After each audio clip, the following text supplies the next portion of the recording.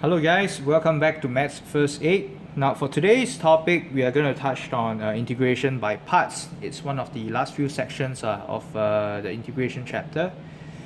Now, for those of you out there who are struggling with this section, not to worry, because back then when I was studying this particular topic, I had problems as well because I do not know which part of the function should I keep, which one should I integrate, and which one should I differentiate.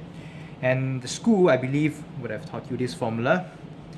Integrating u du is equal to uv minus integration of v du. I find it really hard to understand what this actually means. So I had a discussion with the rest of my friends, and I'm lucky that a senior actually taught me one keyword which actually changed everything. He told me, just remember this: L-I-A-T-E. What does it mean? L stands for logarithms. I stands for my inverse trigo. A stands for algebra, meaning my x squared, x cubed is our algebra. T stands for trigo, functions such as cosine, sine, tangent, and E stands for exponential functions. Okay, and don't forget, if you're actually writing down this keyword, to actually include a long arrow at the bottom. So what does this arrow stands for? It actually tells you the priority. Whatever is on the left hand side has a greater priority as compared to the one on the right. Okay, it tells you which one to keep when we're integrating complicated functions. So without further ado, let's start with a few examples. I mean, that's where we really learn from all these tutorials. Okay, just a shout out to all my students out there. For those of you who are having problems with any of these questions here today, please feel free to let me know during our lesson. And Claire, this particular chapter is actually done mainly for you because you mentioned you have a hard time understanding this in school. Okay? So, without further ado, let's start. For question 1, we are integrating x sine x dx. So take a look at this function. It consists of algebra and a trigo, right? So based on this keyword, which one will come first? Algebra comes first, right? So we will try to keep the algebra. We integrate the other part. So integration of sine x is basically minus cos x, and here is always a minus sign, always remember that, and followed by integral. So what we integrated, right, we're gonna write it down here again. What we kept the last time, we differentiate it. So differentiation of x is basically 1 dx. So let me just tidy up everything. Minus x cos x, I put up the minus sign, it becomes a plus integration of cos x dx. And this is actually equal to plus sine x. Don't forget to put a constant at the back. There you go.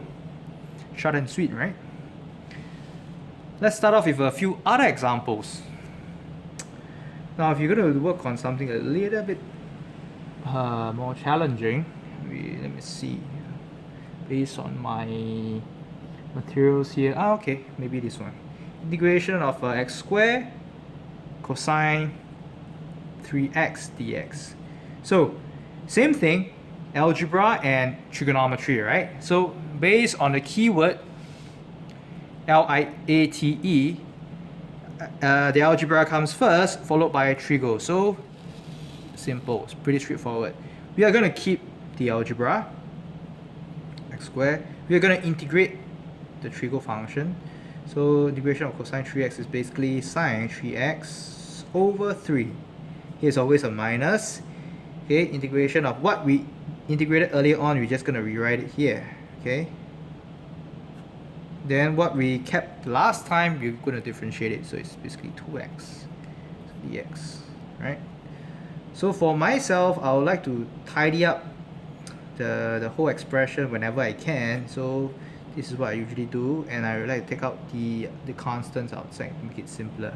2 over 3, I take it out, followed by the integral sign. sorry. Make it a long mistake here. Okay, sine 3x dx. Okay, so let's proceed here, shall we? Minus 2 over 3. Now, you notice, sorry, there's x here. Okay, sorry about that. So now you notice when we come to this stage here, we have another algebra and a trigonometry term, right? So it's like back to square one, right? So what we do now is basically we do it another time. Now take note, there is a constant outside, right? So what I normally do is I will put a big bracket here so that I do not make any careless mistake later on, right? So algebra always keep, right? Then followed by trigo, I will integrate. So it's actually minus cos 3x over 3. It's always a minus sign, integral. When I integrated, I'm going to write it down again. And what I kept, I'm going to differentiate dx. So let me see. Minus 2 over 3, this remains the same here. Now, and this becomes minus x cosine 3x over 3.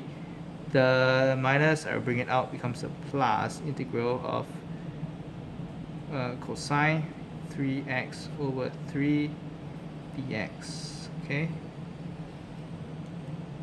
And if I'm going to simplify it, basically it's minus 2 over 3 minus x cosine 3x over 3. And if I'm going to integrate cosine 3x over 3, basically it's just plus sine 3x over 3, but multiply by another 3, right? Because it's 3x within the trigo function. So it's actually 9. Okay, then you don't forget plus the constants outside. Okay, let me just tidy up everything. It's a little bit messy, I know. Minus and minus becomes plus, so it's plus 2x cos 3x over 9 minus 2 sine 3x over 27 plus c. And this is the answer.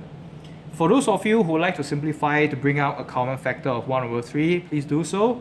Otherwise, for me, this is good enough. No problem at all. Okay? Now we have done algebra and trigonometry, right? So let us start with perhaps some other examples which involve exponential, shall we? Now let me just start a new piece of paper in case we run out of space again.